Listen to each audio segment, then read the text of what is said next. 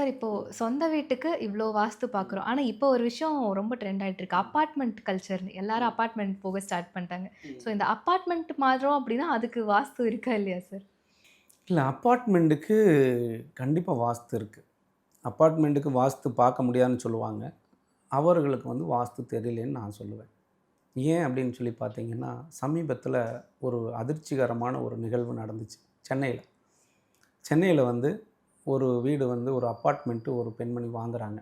அவங்க ரொம்ப கஷ்டப்பட்டு கடன் வாங்கி தான் அந்த வீட்ட வாங்குறாங்க. அத ஒரு வாஸ்து நிபுணருக்கு, அவரு பெருசா படிக்கல, ஒரு 4 நாள் வகுப்பு வந்தவருக்கு அந்த வரைபடத்த அனுப்புறாங்க.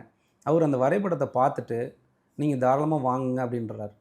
ஏன்னா, இந்த அப்பார்ட்மெண்ட்டுக்கு வாஸ்து பார்க்குறதுக்கே அனுபவம் இருந்தால் மட்டும் தான் முடியும். ஏன்னா, அந்த வரைபடத்தோட அமைப்பு வந்து டோட்டலா மாறும்.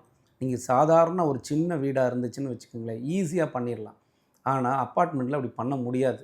அப்பார்ட்மெண்ட்ல வந்து நீங்க 1 ஃப்ளோருக்கு மேல நீங்க எடுத்துட்டீங்கன்னா, எல்லா ஃப்ளோருக்கும் நெறைய மாற்றங்கள் நடக்கும்.